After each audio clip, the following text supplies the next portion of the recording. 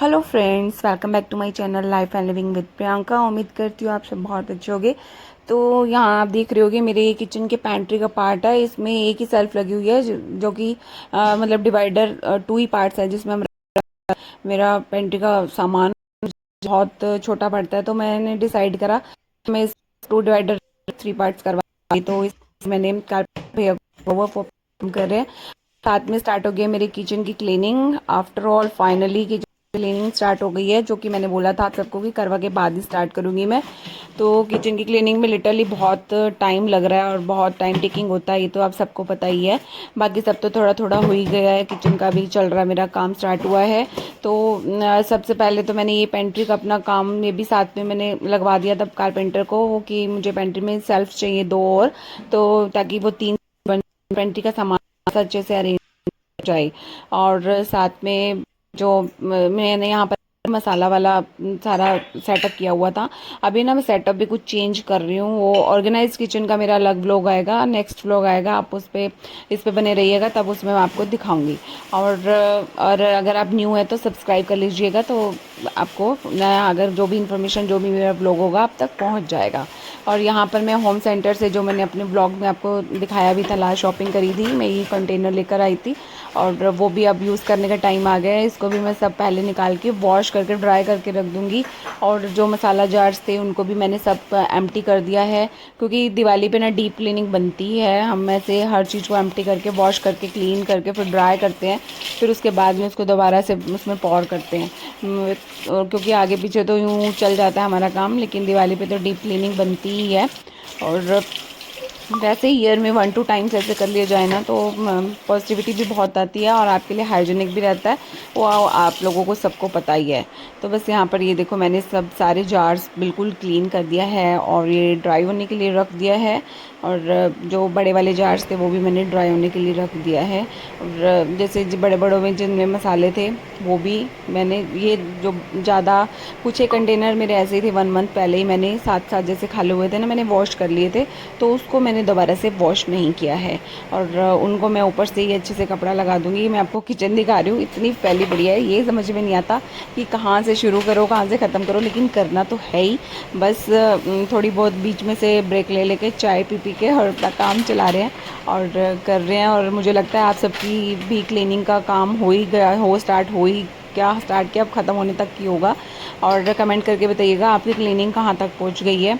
और मेरी क्लीनिंग तो अभी चल ही रही है, ऑर्गेनाइज जब होगा तब भी मैं आपसे ज़रूर शेयर करूँगी। और जो जो ड्राई हो गए थे ना कंटेनर जो ग्लास के थे, तो उसमें मैं अभी जो पैकेट्स में चीज़ें पड़ी थी वो भी मैं पॉर करके रख रही हूँ, क्योंकि अभी एक्स्ट्रा कंटेनर भी काफ़ी आ गए हैं। और जो भी पैकेट्स में जो भी चीज़ें थी मैंने सब सारी खाली करके रख दी हैं, क्योंकि ग्रॉसरी का सामान जब आएगा ताकि वो बास्केट्स में चला जाए। बास्केट्स में जो जो पैकेट्स थे, जैसे दलिया था, सीड्स थे, जिस तरह से भी थे, जो मैं एक्स्ट्रा कंटेनर लेकर आई थी मैंने उसमें सब पॉर करके रख दिया है।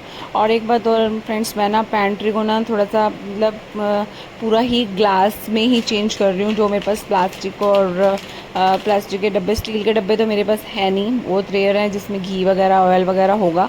और प्लास्टिक के डब्बे वो भी बहुत अच्छा वाला प्लास्टिक है और वो भी धीरे धीरे डिस्कार्ड करूँगी अभी। लेकिन काफ़ी हद तक मैंने प्लास्टिक के डब्बे जो पेंट्री में यूज़ करती थी वो मैं डिस्कार्ड कर दिया हूँ। मैं ग्लास ही यूज़ कर रही हूँ और बेटर यही है ग्लास ही यूज़ करो। ये नहीं है कि ये बहुत कॉस्टली पड़ते हैं, इतने कॉस्टली नहीं है, बस इनकी हैंडलिंग होती है, इसमें थोड़ा सा हैंडलिंग का ध्यान रखना पड़ता है, लेकिन वो भी हम यूज़ टू हो ही जाते हैं।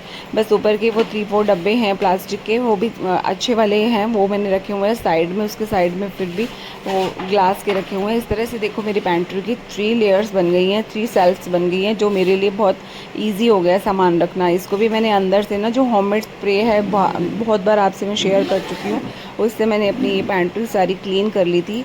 और जो होममेड स्प्रे है ना रहती है, उससे कोई इंसेक्ट्स वगैरह नहीं आते, चींटियाँ वगैरह भी नहीं आती। और आपको चाहिए तो फिर मैं आपको फिर भी मैसेज कर दूँगी, आप मुझे मैसेज कर देना कि आपको वो होममेड सॉल्यूशन चाहिए। और बस फिर वो भी क्लीन करके ड्राई वाला माइक्रोफाइबर्स लगाकर इसको भी क्लीन कर लिया था। और जो सारी मैट्स थी वो भी मैंने सबसे सारी दोबारा निकाल के वॉश करके ड्राई करी थी और फिर मैंने इसमें लगाई थी। और ये ऊपर भी देखो, ये ग्लास के मैंने डब्बे जो मेरे यहाँ नीचे रखे होते थे, नीचे वाले सेल्फ पे, वो मैं अब सेंटर में चले गए हैं। और मैंने ना इसको पार्टीशन थोड़ा मेजरमेंट लेके ही करवाया था, ताकि मेरे पास में जो कंटेनर्स हैं वो आ सके। और नीचे वाला थोड़ा सा बड़ा कराया था ऊपर वाले 2 कंटेनर से। अब देखो, ऊपर वाली पेंट्री की मेरी हो गई क्लीनिंग। ऑर्गेनाइज मैं आपको अभी नहीं दिखा रही, क्योंकि मेरी एक अलग से वीडियो आएगी जिसमें मेरी वेल ऑर्गेनाइज किचन होगी। उसमें मैं आपको अपने किचन का टूर दिखाऊंगी, जिसमें मेरा काउंटर टॉप भी ईच एंड एवरी ऑर्गेनाइज्ड होगा। अभी मैं सिर्फ आपके साथ क्लीनिंग वर्क शेयर कर रही हूँ, और जो भी मेरा क्लीनिंग का वर्क है वो मैं आपके साथ में कर रही हूँ शेयर। बस जो नीचे वाले मैट्स से ड्रॉयर्स के, इनको भी मैंने वॉश करके ड्राई कर लिया था। और उसके बाद फिर वो भी मैंने इसको भी, ड्रॉयर्स को भी बहुत अच्छे से क्लीन किया था, और मैट्स को भी, इनमें भी मैंने विनेगर ज़रूर यूज़ किया है। और अब मेरी जो किचन का काम तो जो चल रहा है, साथ में अहोई अष्टमी का जो सेलिब्रेशन है वो भी बनता है। तो अहोई अष्टमी की बहुत बहुत बधाइयाँ आप सबको। और अहोई अष्टमी के लिए मैं तैयार कर रही हूँ यहाँ पर खाना, और जिसमें मतलब दूध भात का भी भोग लगता है। कुछ लोगों के दूध भात का भोग लगता है, कुछ लोगों के नहीं लगता है। मुझे लास्ट किसी ने बताया था कि दूध भात का भोग लगाया जाता है, हालांकि मैं नहीं लगाती थी। लेकिन इस बार जब मैंने बनाया तो मेरे फ्रेंड्स ने, मुझे किसी से पता चला, इन्फॉर्मेशन मिली कि दूध भात का भोग, दूध और ये दूध पूत का ही फास्ट होता है, तो इसमें दूध का कोई भी चीज़ इसमें भोग नहीं लगती है। तो मैंने यहाँ पर बना दी थी, लेकिन फिर मैंने ना ही इसको भोग लगवाया था, और ना ही मैंने खुद खाया था, और ना ही बच्चों को खिलाया था। तो ये नेक्स्ट डे के लिए बनकर रेडी हो गया। लेकिन मैंने आपके साथ में शेयर इसलिए करी क्योंकि इसको कंसेप्ट में क्लियर करना चाहती हूँ कि ये दूध का भोग लगता है इस दिन अहोई अष्टमी पर या नहीं लगता है। क्योंकि कुछ लोग बोलते हैं कि चढ़ता है दूध भात का भोग, और क्योंकि कुछ लोग बोलते हैं नहीं। और यहाँ पर मेरी होगी पूजा कर ली थी, कथा सुन ली थी फिर मैंने। और कथा सुनने के बाद में फिर मैं आ गई थी किचन में, और जो थाली जो रूटीन की जो होती है, मतलब अहोई अष्टमी फास्ट पे जो रूटीन में बनती है वही बना रही थी। इसमें पक्का खाना बनाया जाता है, कच्चा खाना नहीं बनता है। वो दूध भात तो मैंने अलग रख दिया था, वो मैंने भोग में नहीं लगवाया था। और ये अलग से मेरी जो थाली रेडी हो रही है, जिसमें मैंने आलू बॉईल करके रख लिए थे, और साथ में गुलगुले हैं वो भोग लगेगा, और पूरी है, हलवा है, इन चीज़ों का। जिस तरह से ये पक्का खाना होता है, कचौड़ी आप चाहो जो भी वो भी बना सकते हो। इस चीज़ का पक्का खाना तो भोग लगता है, वो मुझे पता ही है। और दूध भात वाला मुझे कन्फ्यूज़न है, इसलिए मैं आप लोगों के साथ में वो रेसिपी भी और वो सीन भी इसलिए शेयर करा ताकि आप भी मुझे इन्फॉर्मेशन दे सको कि बनता है या नहीं दूध भात का भोग, और उस दिन और भोग लगता भी है या नहीं। मैंने तो स्किप कर दिया। बस यहाँ पर फिर आलू बॉयल हो चुके थे, और आलू को फिर मैंने साथ में से पील कर दिया था, और साथ में मैंने थोड़ा सा 1 बाउल के करीब आटा ले लिया है, जो कि गुलगुले बनाऊंगी मैं इसमें। और गुलगुले का भोग जरूर लगता है महारानी को। और हलवा है, गुलगुले हैं, और कुछ लोग तो मालपुए बनाते हैं, कचौड़ी भी बनाते हैं। एक्स्ट्रा आप जितना कुछ करना चाहो वो कर सकते हो। और बस यहाँ पर फिर मैंने आटा, और उसमें थोड़ा सा डाल दिया था सौंफ, और गुड़ को मैंने पानी में वैसे पहले ही भिगो के रखा था, गर्म पानी में, और इसमें डाल दिया था फिर मैंने गुड़। तो इस तरह से जो हमारा होली अष्टमी में जिस तरह से पकवान बनते हैं वही पकवान मैं बना रही हूँ।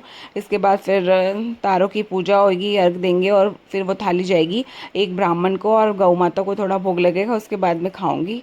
और ये इस तरह का ये होली अष्टमी माता का मेरा व्रत साथ में भी चल रहा है। तो ये सब व्लॉग था मेरा, ये किचन क्लीनिंग का, और साथ में होली अष्टमी व्रत का सेलिब्रेशन।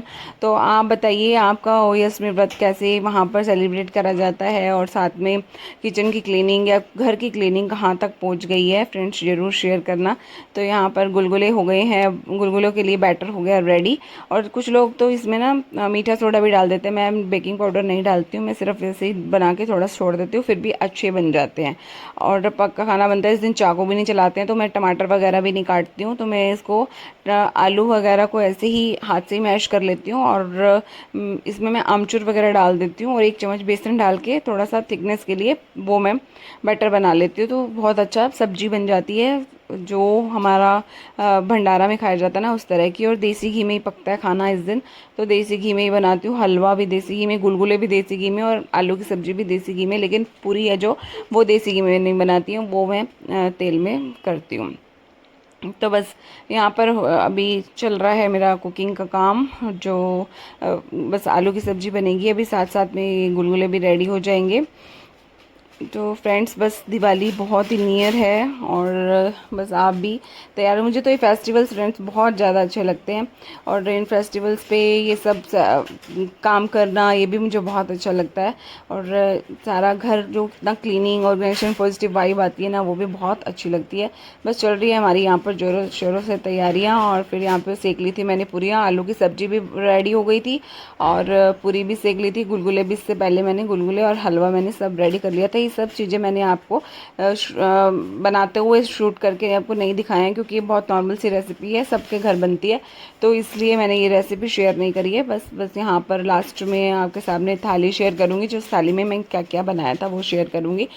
और फ्रेंड्स बस अब मैं इजाज़त चाह रही हूँ, मिलेंगे नेक्स्ट व्लॉग में नेक्स्ट एक्टिविटी के साथ। तब तक अपना खूब सारा ख्याल रखिएगा। Bye bye friends, lots of fun. और ये अब थाली भोग लग रही है और जाएगी फिर ब्राह्मण के पास मंदिर और तारों को हम अर्घ देंगे। और bye bye, lots of fun.